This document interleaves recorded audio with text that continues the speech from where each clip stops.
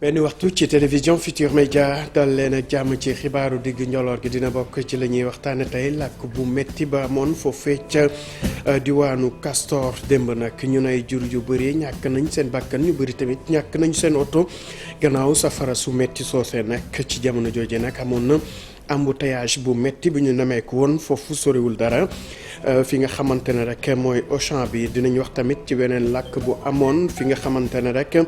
mooy diwaanu Ziguinchor ci marché bi ñuy duppe marché Tilène ñu ne nag ba mu làkkee léegi am na ñaari at ba tax rek kilifa yi yëkkati woon nañ lu toll ci benn milliard ak suñu koppar ak lu tegal ngir tabaxaat marché bi ñu ne nag dinañ def kem kàttan ngir lépp lu aju ci wàllu lakk-lakk moom ñu mën ko faggu bu baax a baax ci biir xibaar yi tamit dinañ wax ci wàllu koom-koom ak budget atum ren ji ñu xayma ko ci ñetti junniy milliards yu tegal juróomi téeméeri milliards ak suñu xaalis loolu nag ñu ne dinañ ko fas yéene rek partager wala wasaare ci pàcc yi nga xamante ne moo aju ci lépp loo xam ne mooy jëmale kanam suñu koom-koom dinañ wax ci traite gerte bi wala campagne arachidière foofee ca Kaolack nag nemmeeku bi mooy jamono ji amul benn point de collecte bu ubbi maanaam fi nga xamante ne foofee la ñuy jaayee gerte gi beneen seetlu bi ñu nemmeeku béykat yi ñu si bëri ci lu may la ñu dem ngir mën a jaay seeni gerte ci jamono joo xamante ne rek kilogramme bi foofu ñu ngi koy jaayee juróom-benn fukk ak juróom-benn fukk yu tegal benn dërëm daan na kilifa yi nag fixé woon prix kilogramme yi atum ren ji ci juróom fukki dërëm ñu ne rek béykat yi dafa mel ni. jamono ji moom luuma yi la ñu gën a taamu ba tax na rek ñi yëngu ci secteur bi ñu ngi artu nguur gi rek ñu ne su moyul ab rëq-rëq dina ci am dinañ wax tamit ca diwaanu Thiès ak formation professionnelle ñu ne centre national d'appui à la formation professionnelle jamono ji moom ay njaxare la élèves yeeg yi seen parents àndal li ko waral nag kilifa yi waa patrimoine rek dañu jox sommation ñi nga xamante ñoo direction générale bi ñu jóge ci bërëb boobu ndax dañu gis ne dafa màgget lool te wóoratul dara ba tax na jamono ji ñooñee ndaxare la ñu àndal ci moment bi nga xam ne ubbite l'école bi ci la ñu nekk nii ba tax ñuy sàkku ci kilifa yi ñu def kem kàttan gaawal ko tamit bu ko defee ñu gaaw a am solution mbokk yi li mooy di ponk yi boo leen taaxirloo tuuti ñu yaatal ko.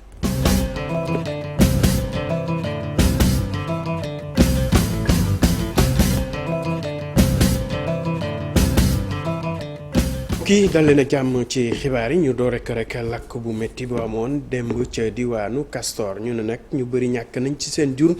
ay yooto yu bëri tamit safara si yóbbaale na ko ba tax na rek ci jamono ji nga xamante ne lakk bi am na fa nag kenn mënatul woon dem wala dikk mu indiloon askan waaye jafe-jafe ñu teewlu rek ñi nga xam ne teewe nañu njombe boobu ci micro Abdoulaye Diallo. ay feeraay ngi fi motoru oto lépp lu yàqu daal moom lañ fiy jaay. am na loo xam ne du yàqu sax dañ koy explosé fii di ko jaay ay menuisier am na fi yoo xam ne dañuy liggéey loo xam ne day rafet lool ñu teg ko jaay wala nit commandé leen ñëpp jaay loolu yëpp a ngi fi nit ñi dañuy ñëw defar seen oto yi fii lépp a ngi fi daal maanaam lu ñu mën a liggéey lépp a ngi fi mais lu bon nag amu fi wax dëgg yàlla. ndimbal daal la ñuy ñaan ñu bañ a sonal kenn ñu fi nekk ndax ñu fi nekk it wax dëgg boo leen génnee dañuy sonn ndax duñu am fu ñu nekk. làkk bi nag fekk nañu wàcc xamuñu lan moo ko indi. man daal woo nañ ma ne ma ngooñ baa ngi tàkk ma ñëw ci laay sauvé jur yi talatuma ngooñ bi ndax xam naa ngooñ bi moom dina jeex ci laa doon sauvé xar yi ak fas yi waaw yooyu yàlla dogal na am na nag yu dee waaye yéen yu sauvé na. gaaw na ñëw quoi. am na embouteillage bu amoon nag xam naa peut-être moo leen téye mais gaaw bi leen wooye moom yàggul pour ñu ñëw quoi parce que même pas 30 minutes agsi nañ quoi même pas 30 minutes agsi nañ quoi waaw. ba tey mënaguloo xam lan moo indi lakk. non parce que am naa distance ak moom quoi man flamme bi rek laa seen quoi. ñu dem ba ca diwaanu Ziguinchor wax ci beneen lakk bu fa amoon ci marché boobu ñu duppee Tilène am na ñaari at jamono bésu tey ji ñu ne nag loolee doon na lu metti ndax koppar bu bëri yàqu woon na fa ay lu polluti ñetti téeméeri cantine yoo xam ne. lakkoon nañu rek ba def doom jamono ji nag nguuru Sénégal sumboon ab programme dugal ci lu toll ci benn milliard ak lu tegal suñu xaalis ngir defaraat marché boobu ñu ne jamono ji nag ñu ngi ci liggéey bi bu baax a baax te lépp lu aju ci wàllu sécurité jëm nañ ko fa dugal ngir xeetu yi mel noonu bañ fa gaaw a amati dañu teewlu directeur général bu AGETIP Malick Gueye lay woo ci micro Boubacar Diassi. marché bi suñuy fàttaliku ci ginnaaw lakk gu metti moo fi amoon lakk cantine yi lakk seeni marchandise lakk lépp alal ju bare yàqu fi président jël dogal fas yéene moderniser les grands marchés du Sénégal te leen bokk ci mais suñuy moderniser dañoo war a xool d'abord lan moo waral ay lakk yi di am lakk yi da doon am parce que tout simplement marché yi respecté wul woon les normes fondation yi wax naa ko léegi bañ koy def il fallait aussi loo defar plan mu baax sooy tabax da ngay ñëwaat di contrôler nii est-ce que li nga rëddoon ci kayit yi ak lu ñuy def ci suuf si méngoo na loolu moo tax ci fondation yi dañoo jël suñu temps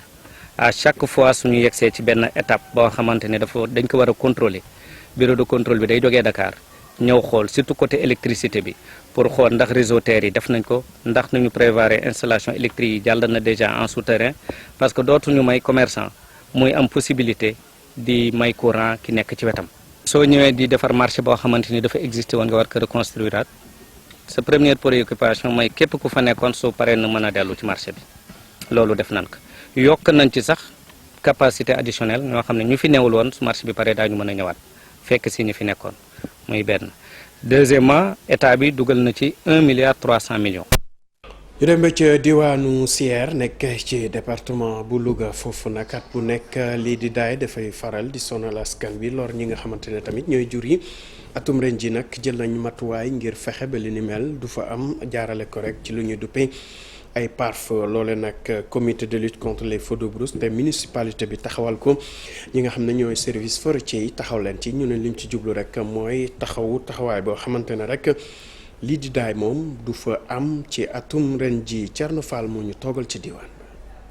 commune bu Sierre ren ji àll bi car macha allah ñax mi bari na lool ginnaaw nawet bu baax bi nga xamee ne rek jaar na fi loolu nag ñu jàpp ni ñii di sàmm yi du jaar ñuy màngi di dem fenn ngir wëri lu ñu dundale seenu jur. dund jur gi am na di dund jur gi beek yàlla amee nag ressource naturelle boo xam ne yàlla moo na ko jaaxleel mu fees dell ak Sénégal képp koo xam ne yow am nga sa yéene moo fekkee ñax moo la doon yóbbu su fekkee ñax moo la doon tax déplacé doo déplacé. waaye nag loolu ngir mu mën a am faaw rek ñu aar àll bi ci daay yi nga xamee ni si mi ngi tàmbali di am ay benn ci diwaan gi looloo tax nag ba mairie bi lëkkaloog service eaux et forêt ngir nag def ay pare-feu. pare-feu day aar àll pour daay su amee day wàññi dégâts c'est-à-dire pare-feu bi su nekkoon day yóbbu des centaines d'hectares c'est-à-dire tuuti lay yóbbu taseeg pare-feu mu fay ren ubbi nañ 200 ak ñeent fukk ak juróom-ñett kilomètres ci pare-feu ci biir commune bi. pare-feu yi nag donte baax na ngir mën a limiter dégâts yi saa yu daay tàkkee waaye nag li ko gën mooy sawara bañ a am. li ma leen di wax rek nañu aar àll bi moytu daay nañ ko moytu ndax àll bi su lakkee bare na lu muy rey ci àll bi rey garab yi rey gàncax yi rey mala yenn yi rey lépp rey suuf yi lii la bëgg état de Sénégal nanu joxe moyen daay citerne ndox ak garadeer nañu ci état jàppale nañu ministère de environnement nañu jàppale. liggéey bu ñeel pare-feu yi nag lu toll ci juróomi at a ngi nii askanu Sierre ñooy ànd ak maire bi dajale seen ay koppar ngir mën a jënd gasoil bi doxal machine bi koy def. Thierno Fall bu ñu jógee Sierre dañuy del si fii ci Ndakaaru dem ba ca foofee ci assemblée nationale démb nag ñu ngi doon amal rek li nga xamante ne question d'actualité wekk ko ci marathon budgétaire bi ñu ne seetlu bi mooy atum ren ji nag budget boobu yokku na bu baax a baax lu toll ci ñetti junni milliards si suñu xaalis si juróomi téeméer ak lu tegal lañ yokk ci budget boobee ñu ne nag ci waxtaan bi doxoon diggante ñi nga xamante ne ñooy député yi ak ministre bi nag bokkoon na ci liñ ci gën a nemmeeku lu aju ci wàllu mbëkk mi amoon na tamit lu aju ci li nga xamante ne mooy xëyu ndaw yi ak lépp lu laale ci nees def ngir mën a suqali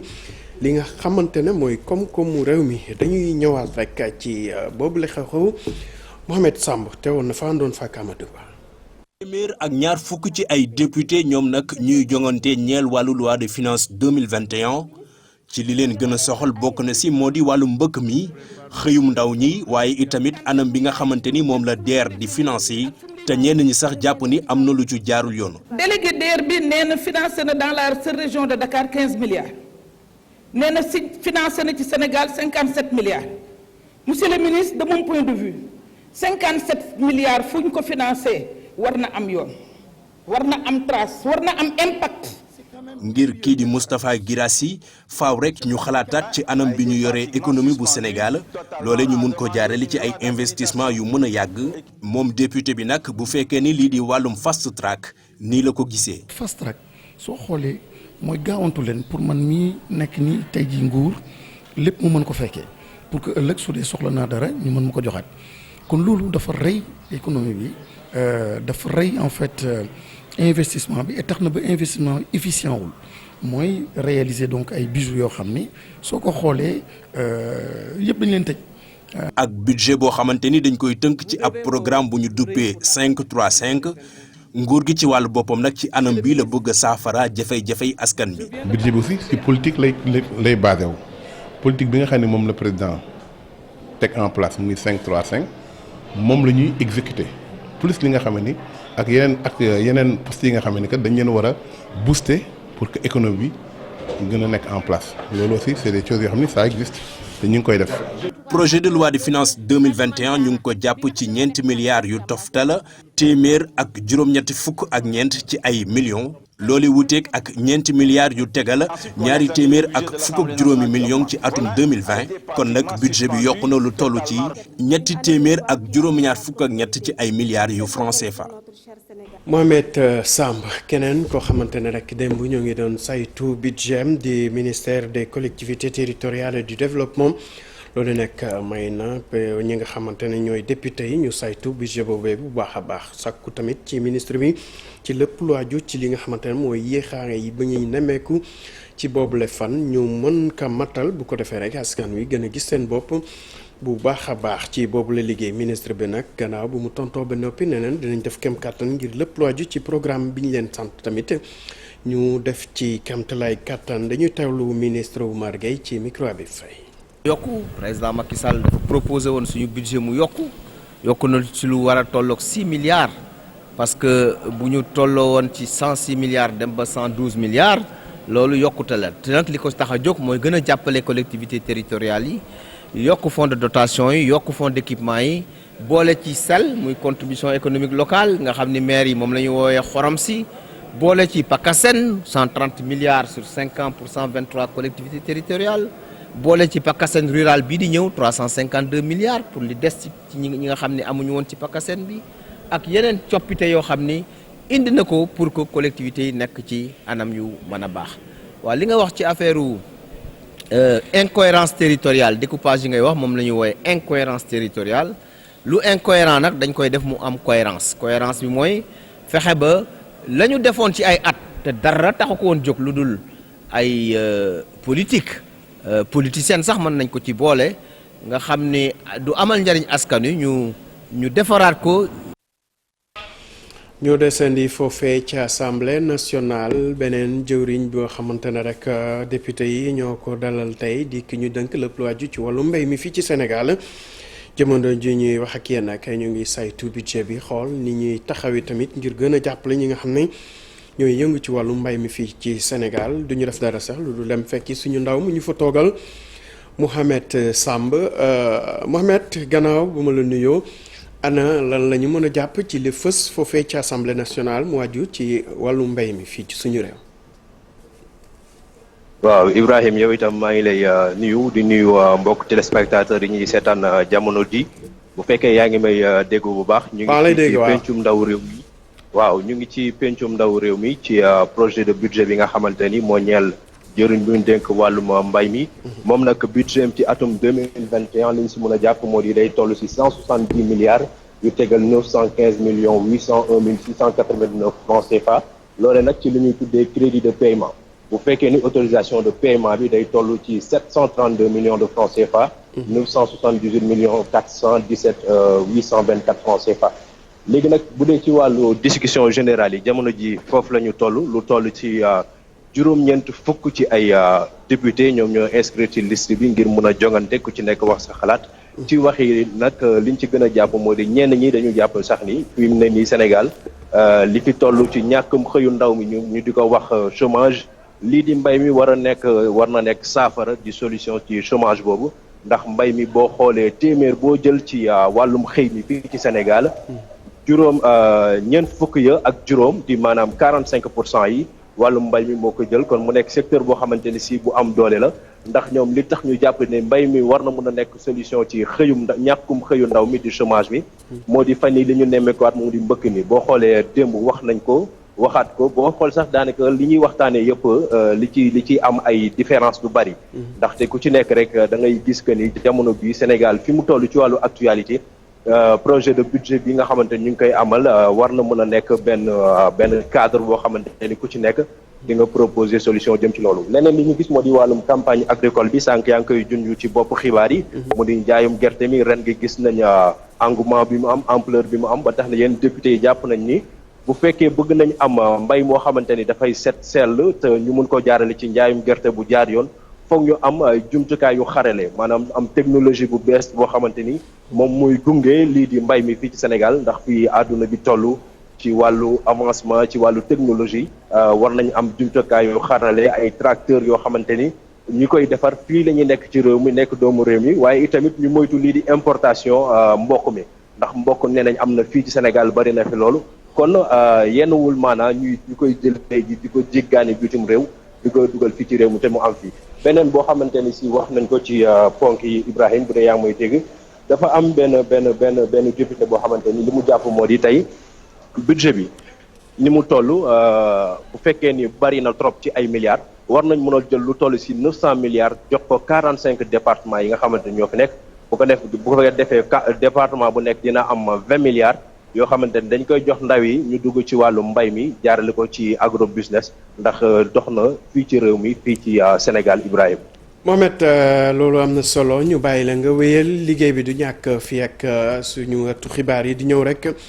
nga gën a yokk li nga xamante ne moom nga fa jëlee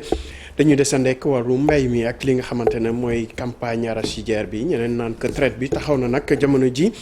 waaye seetlu bi mooy point de collecte officiel maanaam yi nga xamante ne rek moom la ñu tànn ngir baykat yi mën fa jaayee seen gerte moom ba jamono ji te diwaanu Kaolack gisaguñu dara seetlu bi leneen li mooy ñu bëri ci baykat yooyee nag ci luuma yi la ñu jël foofee nga xamante ne kilogramme bi daanaka juróom-benn fukk lañ koy jaay wala juróom-benn fukk ak lu tegal aslëf loole nag tax na ba ñuy yëngu ci wàllu secteur bi ne nag bu nguur gi deful attention boo moyul dina am jafe-jafe ci boobule secteur Ibrahima Diame Faly Gueye doxantu nañ ci yenn jaww yi jox kàddu gi tamit ñi ciy yëngu ñu teewlu ko. ci digg àll bi naaj bu tàng jër ci biir toolu gerte yi ñu deqi ba pare dajale leen béykat yi kon di bees ngir mën a jaay gi seeni gerte mu doon kon étape bu mujj bi laata ngay dem marché booba jamono nag am na yeneen béykat yu nga xam ni pare woon nañ ci ba noppi ba wutali luuma ya fii ci luuma bu Kër Madiabel kontaan nañu bu baax a baax ndax njëg li weesu na bu baax lii di 250 yi nguur gi fixé. dama ne ku am xaalis ñëwal ku am xaalis arrièreal nit nag jëndee fi ñu bëggee. jëndee ni ñu bëggee jëndee ni nga bëggee gerte gi nag fi ñu toll képp ku ko bëgg a arrière da nga jaar ci suñu kaw ñun dañoo pare gerte gi mooy suñu teraanga. mu mel ni kon ci tund wi yëpp benn point de collecte bu nguur gi samp ubbiwul ndax béykat yi ci luuma yi lañu gën a gis seen bopp. pour le moment moi je ne vois pas dans le département de Nioro là où nous vivons et dans les départements de Kaffrine et dans le département de Kaolack il y a pas un point de collecte qui marche pour le moment jusqu'à hier dans la soirée. mbootaay bi de ñuy duppee a sunu moomeel tey jàppale béykat yi nag ñëwoon nemmeeku si campagne mu jaayum gerte bi nan lay doxee moom nag ñuy artu kur gi ci circulaire biñ ne moom la ñuy waajal ngir tere bépp camion bu nga xamante ni jógul pour dem Sonacos. ñu ngi bëgg a jublu ci def ay circulaire yoo xam ne képp ko yëpp camion boo xam ne jëmul Sonacos ñu téye la may wax ne nañu jéem a essayer loolu rek ci monde rural bi damay lancer appel président nañu bàyyi marché bi. libéral lañ nekk. béykat yi kon di ñaan nguur gi mu bàyyi marché bi mu libre ndax di jàpp nañ ne bu concurrence amee ci la ñuy gën a gis seen bopp. Ibrahima Diame ñu des ci wàllu mbay mi waaye bi yoon nag te ñu jóge ci gerte gi dem ci ñuy def rek ngir mën a am lem loole nag ay gone yu fekk baax foofu ca diwaanu Kolda ci la ñu fas yéene sukkandiku ngir xeex lépp lu aju ci wàllu mbëkk mi wala immigration bu lewul.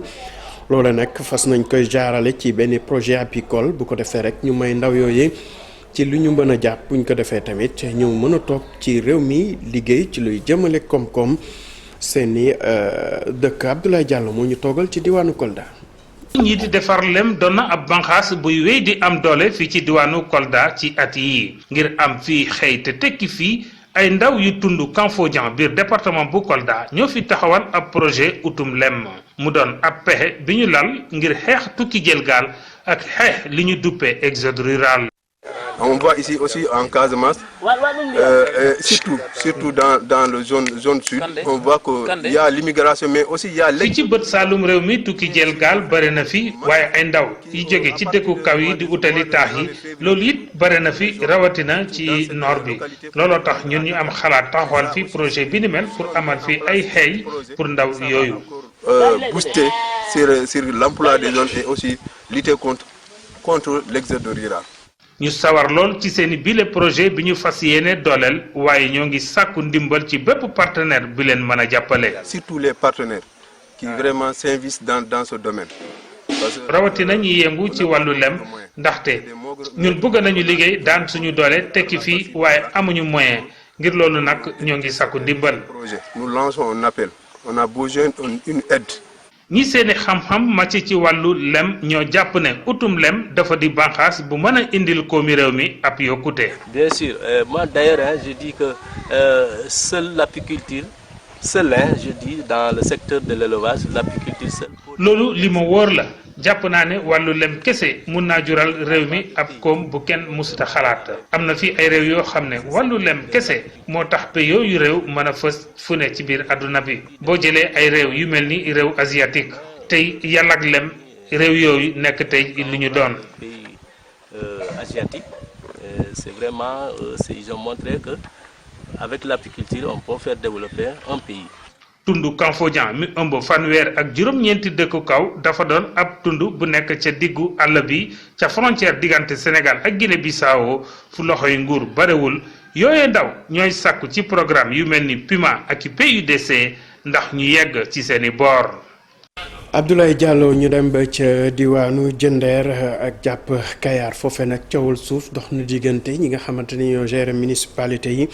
ak ñi nga xam ne ñoo ci yëngu di ci bay loole nag tax na ba ki nga xamante ne mooy meeru Jëndeer yëkkati ci ay kàddu rek ne faw ñu leeral mbir mi bu ko defee rek dara du ci lëndëm dañuy teewlu ay kàddoom moom Alassane Ndoye mooy meeru Jëndeer ci micro Cheikh Anta Diop. tool te xamuloo fu sa limite yem boo mooy di nga bay say tool bayaale toolu jàmbur loolu nag càggante la boo demee ba ñu dénk la commune war ngaa xam fi nga commencé ak fi nga yem. li tax it fii ma bëgg ko lotiser mooy damaa dëgmal gis yàqu-yàqu bu fi jëm si boo xam ne bu yàqoo kenn mënu ko réparé waat ni nga xam ne ni la promoteur yi jaay suuf ni ñuy def site bi lu mat 40 hectares yoo xamante ne bii gas nañu ko ba nit mënatu fa dëkk ñu dëgmal site bi nga xamante ne bii képp ma fi def si dëkkuwaay loolu moo tax ma préféré pour maanaam teel ko arrêté pour ñu bañ ko yàq waaye nag dañuy wax naan mbañ ngaa nga commencé sa mbànjaxaan ba waaye waa jii di gas nii di dem te kenn mënu koo arrêté xam nañ nit ña ko for ñu nga sa kaw parce que amul autorisation pour def ko bi si des mooy autorisé nañu ma pour ma autorisation de lotir mu wàññi ko ñëw di gas li nga xam ni état moo ma ko autorisé. document bii ANAT moo ko def bi ñu koy def maire Kayar a ngi taxaw. autorités yi nekk ci département bi di kilifa ñëpp ñu ngi taxaw. arbitre ñu defar document bi jox ma waaw moom lu tax moom mënu laa jox document bi autorisation bii ministre de l'urbanisme moo ko def plan yaa ngi nii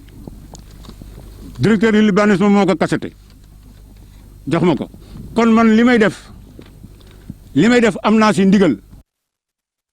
liñ ko waxee woon ci ponk yi nag amoon na coow lu juddu ci diggante ñi nga xamante ne rek ñooy élèves yi ak parents d'élèves yi ak ñi nga xamante ne ñoo jiite patrimoine foofee ca diwaanu Thiès li ko waral nag centre national d'appui à la formation professionnelle ñooñee dañu gis ne dafa màgget lool ba tax ñu jox sommation direction générale ba ñu ne leen nañu def kam kattan bi fii ak fan yu néew ñu mën a jóge ca béréb ba ndax wóoratul loole nag indi na njàqare ca diwaan ba ndax dañu gis ne ci lëbbute l'école yi ñu nekk waroon nañ ci teel a jóg utal leen bërëb boo xamante ne dinañ ci mën a jàppandi ba xale yi wéyal seeni formation Cheikh Anta Diop ci reportage bi àndoon ci say laajte. école bi di centre national d'appui à la formation professionnelle bu Thiès di fi tàggat nag ay xale góor ak jigéen lu jëm ci xeetu métier yu bëri gis nañ ne bâtiment yi de màgget nañu tey jii waa patrimoine bâti dikki fii jox leen ak kayit ngir ñu génn fii waaye kii di Madické Ndiaye mi nga xamante ne moom moo yor kàddu direction bi ne nag génn nañ leen waaye amuñu fu ñu jëm. fii ñu nekk doon fa jàngale kër la goo xam ne état daf ko luye woon pour ñu mun fay liggéey ñetti nekk moo fi nekkoon ci ñetti nekk yooyu ci lañ doon defee ay cours lu mat ñaar fukki at ñi ngi fii yàlla dogal na ne malgré situation bu difficile boobu am nañu ay résultats yu am solo ndaxte boo xoolee daaw rek examen CAP nga xam examen national la 100% la ñu am suñu élèves yëpp a jàll kon loolu wane na bu dee liggéey la ñu ngi liggéey bu dee xam-xam bi mi ngi fi bu dee volonté bi mi ngi fi. fii dafa daanu ndax ay abri provisoire ñun ñoo jël suñu volonté defar lii ngir mën a yokk ay salle de classe yu élèves jàngee mais yàlla dogal garab daanu ci kawam. ci Covid bi heureusement ba période boobu daf ñu cours ne bu ñu doon def cours suñu kaw lay jàngi lay daanu. direction du patrimoine bâti ñoo nañ ba notifié ñu loolu ni ñu génn leen arrêté nañ convention bi. ñoom sax nee nañ mënuñoo gis nguur gi jamono yëpp di wax lu jëm ci wàllu formation qualifiante fexe nag ba ndaw ñu toog fii am fi métier tekkee fi ñuy tëj l'école bu mel nii te ndongay amuñu fu ñu jëm. ñëpp xam nañ ni jamono ji li xew ci jamono mooy mbëkk jël gaal gi dem Barça wala Barsax léegi ñi koy def it dañoo désœuvré amuñu formation amuñu métier xale yi ñi leen di formé leen jox ay métier nga xam ne ñi nekk université sax amuñu ko ñoom ay métier am ay compétences yu réelles. jàngalekat yi nekk ci centre national d'appui à la formation professionnelle bu Thiès ñi ngi ci njàqare di sàkku nag ci nguur gi mu jël ci pexe ndaxte jamono yi de ndongo yi ku ci nekk ma nga toog këram. Cheikh Anta Diop ñu wax ci wàllu wërgu-yaram ak tolluwaayu mbas mi fii ci réew mi ñu ne bésub tey ji yegge moo ko aljuma ñaar fukki fan ak juróom-ñaar ñu ne nag lu toll ci ñaar fukki nit ak benn amee nañ doomu jàngoro ji am na nag ci ñooñee nag fukk ak benn yoo xamante ne ay cas contact lañ 10 communautaire ci test yi ñu def ñu xayma ko ci juróom-ñeenti téeméeri nit ak ñaar fukk ak benn yoo xam ne jot lañ leen saytu nag ci loolu nag seetlu nañ ne am na ñaari infection pour 100 personnes yoo jël jamono ji nag ñu ngi gis ne bésub tey ji am na fukki nit yoo xamante ne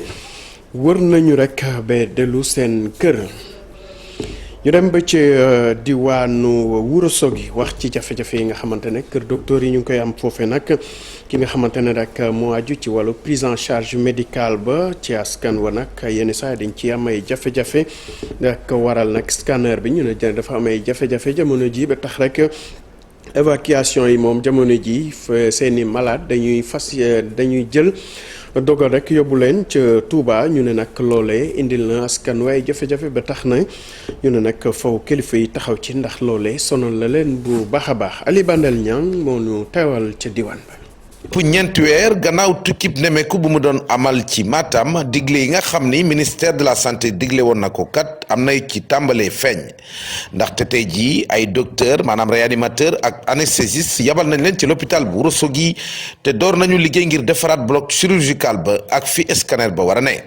waaye nag bërëb bile dafa màggetaay gu jéggi dayoo. bloc bi pare na gis nga couverture bi le bloc couvrir nañ ko totalement ndégg ndox mënut fa jegeti d'ailleurs ñaari taw yu mujj yi sax ndox amatul ndax dañ ko couvrir totalement rajo bi dañ ko visité gis nga ko biñ ko visité gis nga dafa am ay xar-xar partout léegi defaraat nañ beneen local boo xam ne foo ñu yóbbu rajo bi dañuy def plombage nag ci mur yi pour éviter rayon ultraviolet yi xëcc jóge ci rayon di sonal nit ñi kii mën na joxe ay feebar loolu rek moo des après ñu déplacer service rajo bi màggetaay bi parce que xam nga ñu ngi ko defar nag 1973 ba léegi te fii day tàng xam nga day am impact ci bâtiment yi. bokkoon na ci annonce yu gën a am solo yi fi Abdoulaye Diouf Sarr defoon mu jëm ci wàllu scanner boobee waaye scanner boobee ba léegi ñu ngi koy xaar. gis nga salle bi ñuy war a def scanner bi entrepreneur mu ngi ci te dina pare travail avant la fin du mois de décembre comme ça ñu ñëw implanté scanner bu 32 barrettes boo xam ne moo gën fuuf bi fi nekkoon bu màgget bi yàqu. jafe-jafe budgétaire yi nga xam ne bërëb bu fajukaay bi gën a rëy ci diwaanu Matam mu ngi ko jànkonteel tax na ba liggéey gi ñu door ki jiite bërëb ba mu ngi see fëgg gémmiñam di sàkku ci doomu gox bi ñu dugal ci seen loxo. ñun aussi xam nga de temps en temps nga am problème mu xaalis tuuti parce que xam nga sémi rek créance yi ñu am sémi fay bi gis nga ni mu demee donc suñu fonds propre daal la ñuy débrouiller di assurer salaire yi développer hôpital bi yëpp avec aide du ministère de la santé kese donc damay lancer appel doomu kilifa terroir bi ñu dëkk ci gox bi na ñëw jàpp ci liggéey bi ndax mu gën a dox ndax population ñoo ko moom. donte jéego yi moom mu ngi wéy di am ngir soppi xar kanam couverture sanitaire askan wi waaye askan wi fare ci diwaanu Matam ba léegi ñu ngi wéy di gën a loru ndaxte tey ji lépp luy urgence wala wàllum accident wi aaju imagerie médicale dañ leen di évacuer systématiquement ca Touba wala ca Dakar. Ali Bandel ñang yegg si nañ ci ponk bu mujjee ci xibaar yi ak li ci yenn kaay yi ak Mamadou Mohamed Ndiaye. jërë ngeen jëf kondo bin rey sa maam foo seen lu ñuul da ngay daw wëqet ubbi l'observateur woppi coronavirus guddi gi ci réew mi yàq ci réew mi lu bari yéenekaay bi nee nañu moo tiital ba léegi ñi jiite réew mi ki jiite réew mi di président Macky Sall l'observateur nañu démb ci ndaje mañ doon amal ca jam ñaajo mu di cérémonie d'ouverture 2e édition forum numérique fa la sàkko ci askanu Sénégal ngir ñu dollee góorgóorlu yokk fàggu geeg fagaru gi ba duñu dégg 2e wàgg ci réew mi ci coronavirus bi ci réew mi ndax xam le ne loolee bu amee dina tar lool ci réew mi ne bi mbas mi duggee ci réew mi ak léegi suñum réew di Sénégal gum na ci juróom-benni téeméeri milliards ak ñaar fukk ak juróom-ñett yu teg ñeenti téeméeri millions ñi seen xam-xam màcc jëm ci wàllu koom di ay économiste ku ci mel ne Maysa Babou ak Mohamed Dia ñoom ñëpp àndandoo jàpp ne bu ñu sàggane ba 2e wàgg am ci coronavirus bi ci réew mi bu boobaa dana doy waar lool ci économie réew mi 2e wàgg ci coronavirus bi bu amee ci Sénégal dina doy waar lool kàddu yooyee président national yëkkati démb ca jam ñaajo moom la Soleil national xëy teg ci xëtamu njëkk journal Le Quotidien xëy di dëggal xibaar bi ci xëtamu njëkk dem sax ba dañu xamal ne cas coronavirus yi ak ni ñu nemmee ko ni ñu yokkoo fan yi moo waral ba président de la république Macky Sall di ragal 2e wàgg ci réew mi